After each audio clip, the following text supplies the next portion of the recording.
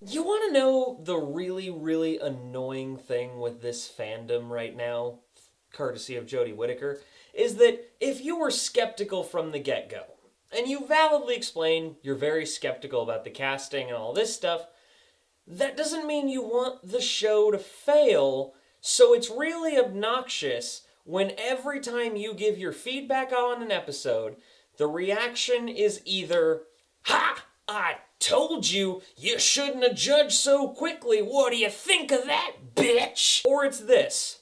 "Well, see, you just always wanted it to fail, and yeah, so you know what? I'm going to take what you say at a grain of salt because you just want it to suck if you criticize it." So it's like you're not allowed to criticize it. "Oh, it's only one episode. It's only one episode." Yeah, that's great. But when you're talking about an individual episode, and if it isn't good, then that. I'm not talking about this episode. Rosa, great. I'm just talking about how if you have ever been skeptical of Jodie Whittaker, it's like a constant loop of crap. It's a time loop of people just giving you one of those two responses. It's like, God forbid you criticize anything or praise anything because somehow it's got to be a backhanded comment to the other because Jodie Whittaker. Anyways, let's get on with the review. Alright guys, gals, and everything in between. So, this week's episode of Doctor Who is titled Rosa, and yes, I am back reviewing episodes of Doctor Who. I wasn't sure if I was going to do this season, specifically for the reasons that I just vocalized in the intro, but this episode I had to talk about. Rosa is a spectacular episode of Doctor Who. It probably is in the top 10 episodes of all time, in my opinion. As of right now, anyway. I gotta let it marinate a little bit, but I absolutely love this episode. The story structure was simple and effective. They brought it back in time because ultimately there's someone tampering with the past who's kind of a dick. Well, he's 100% a dick. But gotta try and fix time. And essentially it's that old school Back to the Future kind of story in a way, where you gotta recorrect the course of the past, of what's going on, to make sure that history is in line. I love stories like that because Doctor Who doesn't always do that, especially if they go to the future.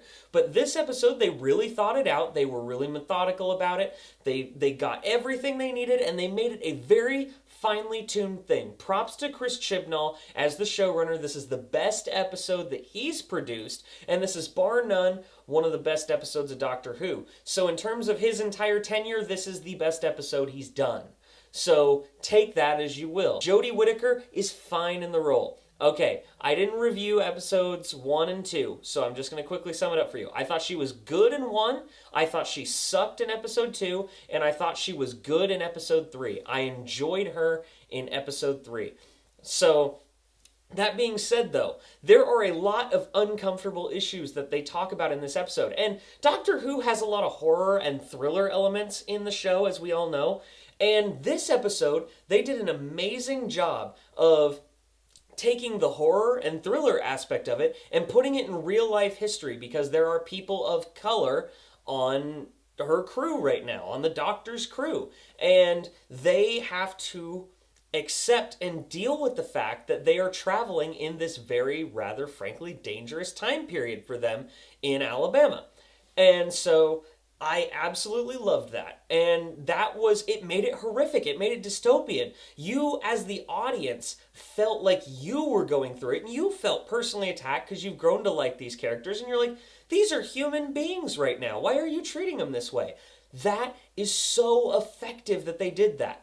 And then another thing that they did that I have to praise is the fact that they avoided modern day political topics in a past episode. There are plenty of times, Stephen Moffat included, that any shows outside of Doctor Who even, where if they try and establish something of the past, they try and reference something in the future, or in terms of like they try and reference somebody they don't like or a political person. They don't do any of that here. There are no modern day references to the current administration. There are no modern day references to BLM. There are no modern references to any of that because it didn't happen, and this is its own isolated event. Props to Doctor Who and props to Chris Chibnall for not doing what many would classify as pandering. And then there are a lot of things that my personal favorite companion of all of them, Bradley Walsh, he has to experience some really hard to make decisions. All of them do. Every character in this episode, from what I can tell, has to make a difficult decision because this is such an uncomfortable topic. It's amazingly well done. And, of course, the cinematography, great as always. I absolutely enjoyed 100% of this episode. If I had any complaint at all, it would be that it frankly wasn't longer. I would have liked to see it fleshed out a little more. Some of their plan falls by the wayside a little bit because you sit there and say, well, why would they go do that? But then you realize it's a science fiction drama show and they had to figure it out in the time allotted. And there's a plot point that kind of goes nowhere in my opinion that has to do with time, but it works in its own regard. I won't spoil it, but I think that it still worked in its own regard because if you look at it and then try and take it from multiple different angles, I'm sure you could analyze it to say this is how it worked. But that being said, Bradley Walsh was a standout role. There's a particular spot in like the final 5 minutes of the episode that Bradley Walsh has to do something. And it's very, very uncomfortable for him. And it works. And I absolutely adored it. And then they have a great, satisfying conclusion. And it really, the topic of this episode is that change doesn't happen overnight. That regardless of whether you want the change to be now or not, it doesn't just happen overnight. It starts with the small actions of some people, and it builds and builds and builds and builds and builds, and then it becomes a legacy.